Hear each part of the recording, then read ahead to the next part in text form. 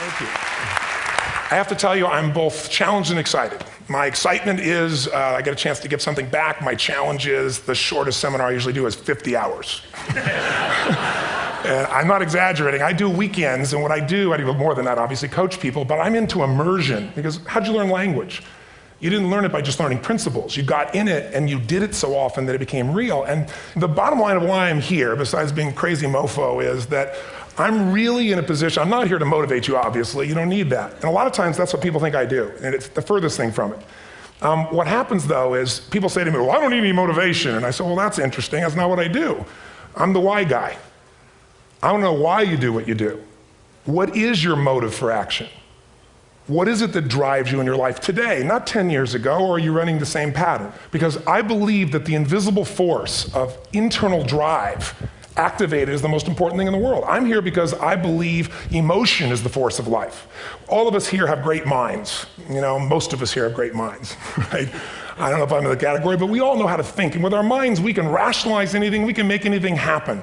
We can, I agree with what was described a few days ago about this idea that people work in their self-interest. But we all know that that's bullshit at times. You don't work in your self-interest all the time. Because when emotion comes into it, the wiring changes in the way it functions.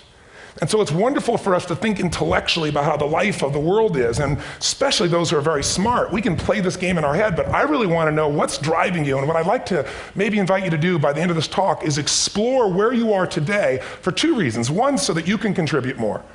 And two, so that hopefully we can not just understand other people more, but maybe appreciate them more and create the kinds of connections that can stop some of the challenges that we face in our society today. They're only going to get magnified by the very technology that's connecting us, because it's making us intersect. And that intersection doesn't always create the view of everybody now understands everybody and everybody appreciates everybody. So I've had an obsession basically for 30 years. And that obsession has been what makes the difference in the quality of people's lives? What makes a difference in their performance? Because that's what I got hired to do. I got to produce the result now. That's what I've done for 30 years. I get the phone call when the athlete is burning down on national television and they were ahead by 5 strokes and now they can't get back on the course. And I got to do something right now to get the result or nothing matters.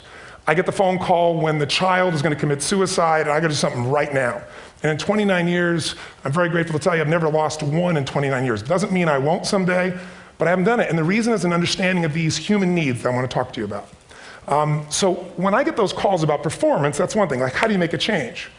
But also, I'm looking to see what is it that's shaping that person's ability to contribute, to do something beyond themselves. So maybe the real question is, you know, I look at life and say there's 2 master lessons. One is there's the science of achievement, which almost everyone in this room has mastered to an amazing extent. That's how do you take the invisible and make it visible, right? How do you take what you dream about and make it happen, whether it be your business, your contribution to society, money, whatever it is for you, your body, your family. But the other lesson of life that is rarely mastered is the art of fulfillment. Because science is easy, right? We know the rules, you write the code, you follow those, and you get the result. Once you know the game, you just, you up the ante, don't you? But when it comes to fulfillment, that's an art. And the reason is it's about appreciation and it's about contribution. You can only feel so much by yourself. So I've had an interesting laboratory to try to answer the question of the real question, which is what's the difference in somebody's life if you look at somebody like those people that you've given everything to, like all the resources they say they need. You gave them not a $100 computer, you gave them the best computer. You gave them love, you gave them joy, you were there to comfort them. And those people very often, and you know some of them I'm sure, end up the rest of their life with all this love, education, money, and background, spending their life going in and out of rehab. And then you meet people that have been through ultimate pain, psychologically, sexually, spiritually, emotionally abused, and not always, but often they become some of the people that contribute the most to society. So the question we got to ask ourselves really is, what is it? What is it that shapes us? And we live in a therapy culture. Most of us don't do that, but the culture is a therapy culture. And what I mean by that is the mindset that we are our past. And everybody in this room, you wouldn't be in this room if you bought that theory, but most of society thinks biography is destiny. The past equals the future. And of course it does if you live there. But what people in this room know, and what we have to remind ourselves though, because you can know something intellectually, you can know what to do and then not use it, not apply it. So really what we got to remind ourselves is decision is the ultimate power. That's what it really is. Now, when you ask people, have you failed to achieve something? How many have ever failed to achieve something significant in your life? Say, I. Thanks for the interaction on a high level there. But if you ask people, why didn't you achieve something? Somebody who's working for you, or a partner, or even yourself. when you fail to achieve a goal, what's the reason people say they failed to achieve? What do they tell you? Didn't know enough, didn't have the knowledge, didn't have the money, didn't have the time, didn't have the technology. You know, I didn't have the right manager. Didn't have the Supreme Court.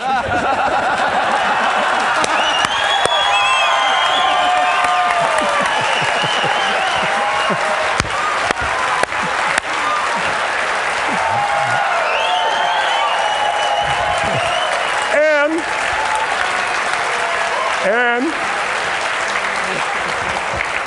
what do all those, including the Supreme Court, have in common?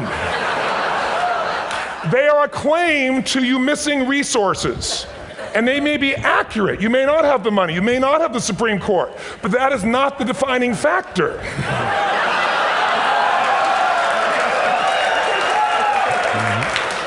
And you correct me if I'm wrong. The defining factor is never resources, it's resourcefulness. And what I mean specifically, rather than just some phrase, is if you have emotion, human emotion, something that I experienced from you day before yesterday at a level that is as profound as I've ever experienced, and if you'd communicated with that emotion, I believe you would have beat his ass and won.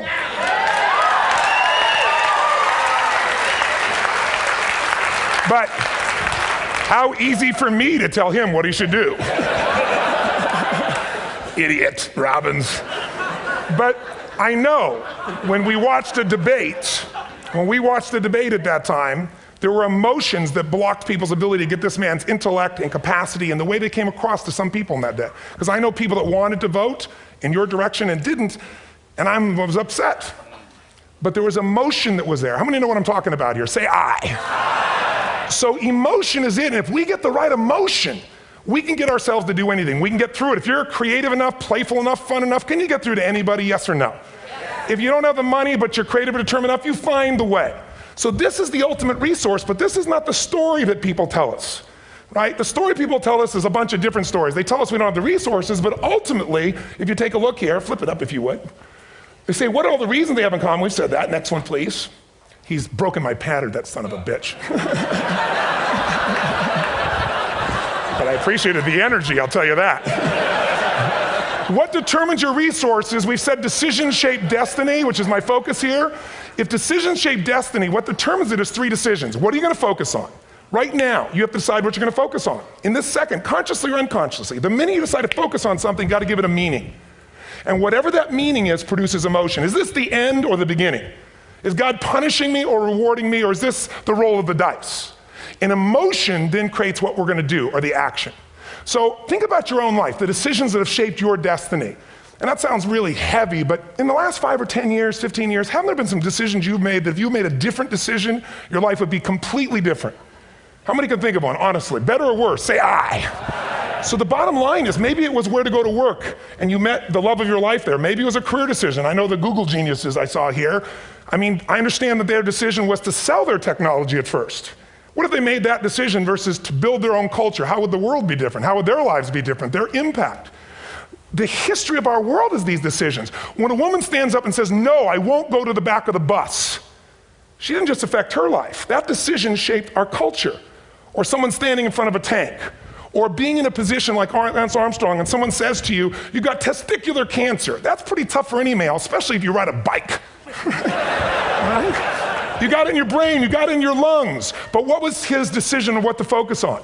Different than most people. What did it mean? It wasn't the end, it was the beginning. What am I going to do? He goes off and wins 7 championships he never won once before the cancer because he got emotional fitness, psychological strength.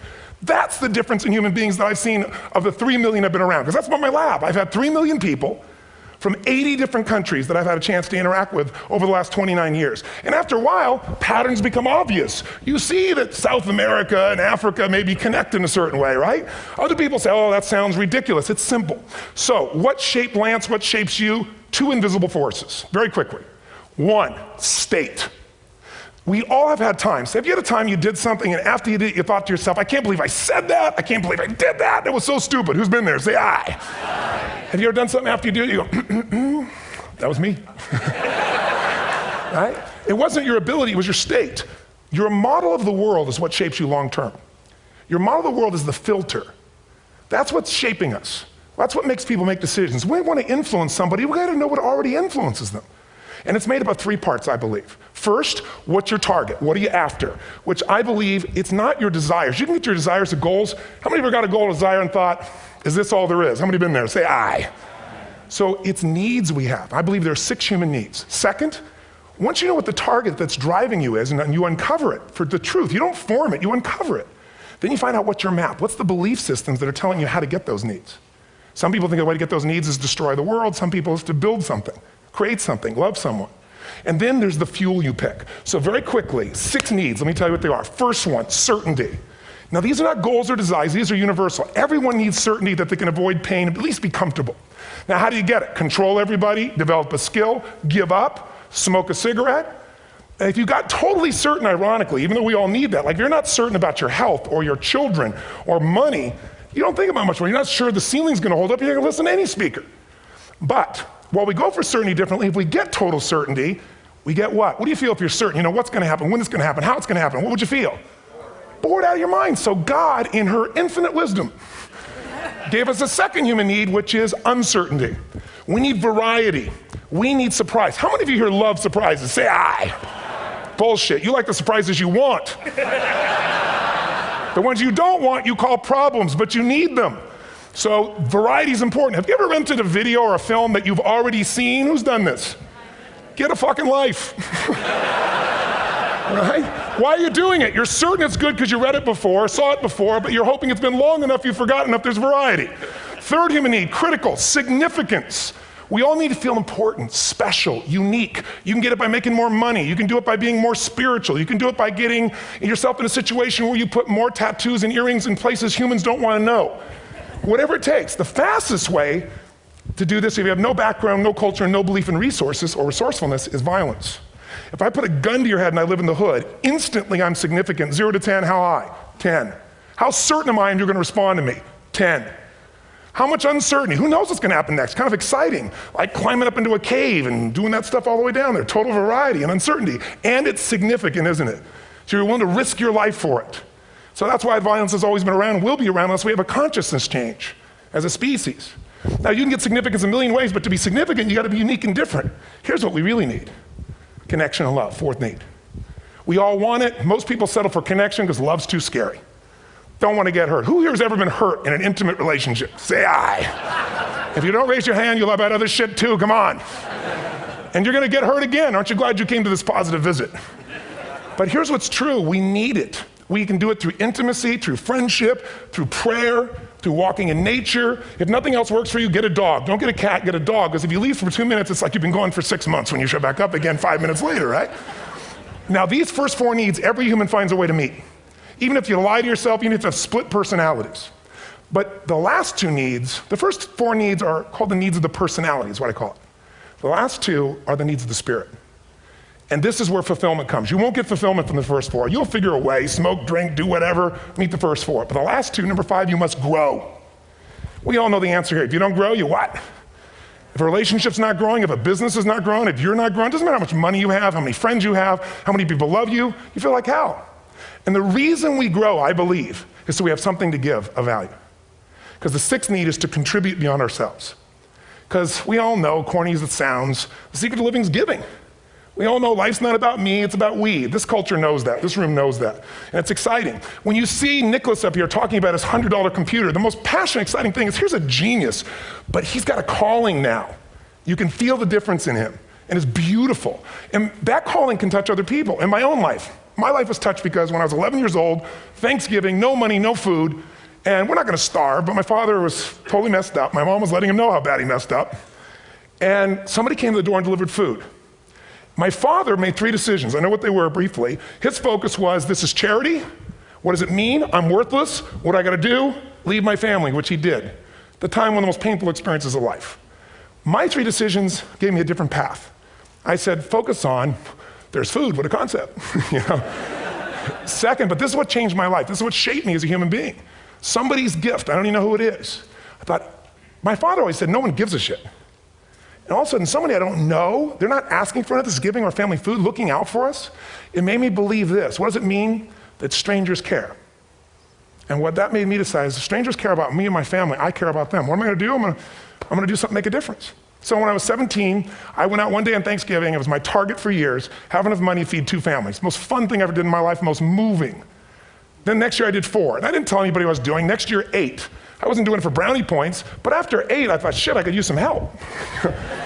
So sure enough, I went out, and what did I do? I got my friends involved, and I grew companies, and then I got 11 companies, and I built the foundation. Now, 18 years later, I'm proud to tell you, last year we fed 2 million people in 35 countries through our foundation, all during the holidays, Thanksgiving, Christmas, in all the different countries around the world. It's been fantastic. Thank you. So I don't tell you that to brag, I tell you because I'm proud of human beings because they get excited to contribute once they've had the chance to experience it and not talk about it. So finally, I'm about out of time, the target that shapes you, here's what's different about people. We have the same needs, but are you a certainty freak? Is that what you value most, or uncertainty? This man here couldn't be a certainty freak if he climbed through those caves. Are you driven by significance or love? We all need all 6, but whatever your lead system is tilts you in a different direction. And as you move in a direction, you have a destination or destiny. The second piece is the map. Think of that as the operating system tells you how to get there. And some people's map is, I'm gonna save lives even if I die for other people, and they're a fireman. Somebody else says, I'm gonna kill people to do it. They're trying to meet the same needs of significance, right? They want to honor God or honor their family, but they have a different map. And there are 7 different beliefs. I can't go through them because I'm done. The last piece is emotion. I say one of the parts of the map is like time. Some people's idea of a long time is 100 years. Somebody else says is 3 seconds, which is what I have. And the last one I've already mentioned that felt you. If you got a target and you got a map, and let's say, I can't use Google because I love maps, and they haven't made it good for Macs yet. So if you use MapQuest, how many have made this fatal mistake of using MapQuest at some time? You use this thing and you don't get there. Well, imagine if your beliefs guarantee you can never get to where you want to go. The last thing is emotion. Now here's what I'll tell you about emotion.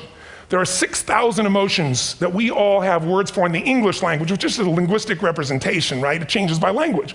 But if your dominant emotions, if I have more time, I have 20,000 people or 1,000, and I have them write down all the emotions that they experience in an average week. And I give them as long as they need. And on one side they write empowering emotions, the other is disempowering. Guess how many emotions people experience? Less than 12. And half of those make them feel like shit. So they got 5 or 6 good frickin' feelings, right? It's like they feel happy, happy, excited, oh shit, frustrated, overwhelmed, depressed. How many of you know somebody who no matter what happens finds a way to get pissed off? How many know somebody like this? Or no matter what happens, they find a way to be happy or excited. How many know somebody like this? Come on. When 9/11 happened, and I'll finish with this, I was in Hawaii. I was with 2,000 people from 45 countries. We were translating 4 languages simultaneously for a program that I was conducting for a week. The night before was called Emotional Mastery. I got up, had no plan for this, and I said, we had all this fireworks, I do crazy shit, fun stuff. And then at the end I stopped, and I had this plan I was gonna say, but I never do what I'm gonna say. And all of a sudden I said, when do people really start to live? When they face death. And then I went through this whole thing about if you were gonna get off this island, if 9 days from now you were gonna die, who would you call, what would you say, what would you do? One woman, well that night is when 9/11 happened. One woman had come to the seminar, and when she came there, her previous boyfriend had been kidnapped and murdered. Her friend, or her new boyfriend, wanted to marry her, and she said no. He said, if you leave and go to that Hawaii thing, it's over with us. She said, it's over. When I finished that night, she called him and left a message, true story, at the top of the World Trade Center where he worked, saying, honey, I love you. I just want you to know, I want to marry you. It was stupid of me. She was asleep, because it was 3 a.m. for us, when he called her back from the top and said, honey, I can't tell you what this means. He said, I don't know how to tell you this, but you give me the greatest gift, because I'm going to die. And she played the recording for us in the room. She was on Larry King later. And he said, you're probably wondering how on earth this could happen to you twice. And he said, all I can say to you is, this must be God's message to you, honey. From now on, every day, give your all, love your all. Don't let anything ever stop you. She finishes, and a man stands up and he says, I'm from Pakistan, I'm a Muslim. I'd love to hold your hand and say I'm sorry, but frankly, this is retribution. I can't tell you the rest because I'm out of time.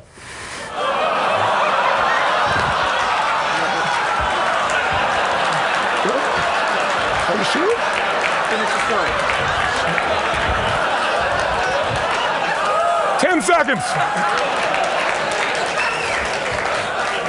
10 seconds. No, I want to be respectful. 10 seconds. All I can tell you is I brought this man on stage with a man from New York who worked in the World Trade Center, because I had about 200 New Yorkers there. More than 50 lost their entire companies, their friends, marking off their Palm Pilots. One financial trader, this woman made of steel, bawling. 30 friends crossing off that all died. And what I did to people said, what are we going to focus on? What does this mean, and what are we going to do? And I took the group and got people to focus on, if you didn't lose somebody today, your focus is going to be how to serve somebody else. There are people, one woman got up and she was so angry and screaming and yelling. She wasn't from New York, she's not an American, she doesn't know anybody here. I said, you always get angry. She said, yes. Guilty people got guilty, sad people got sad. And I took these two men and did what I call an indirect negotiation. Jewish man with family in the occupied territory, some New York who would have died if he was at work that day.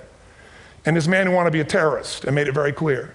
And the integration that happened is on a film, which I'll be happy to send you, so you can really see what actually happened instead of my verbalization of it. But the two of them not only came together and changed their beliefs and models of the world, but they've worked together to bring, for almost 4 years now, to various mosques and synagogues, the idea of how to create peace. And he wrote a book, which is called My Jihad, My Way of Peace.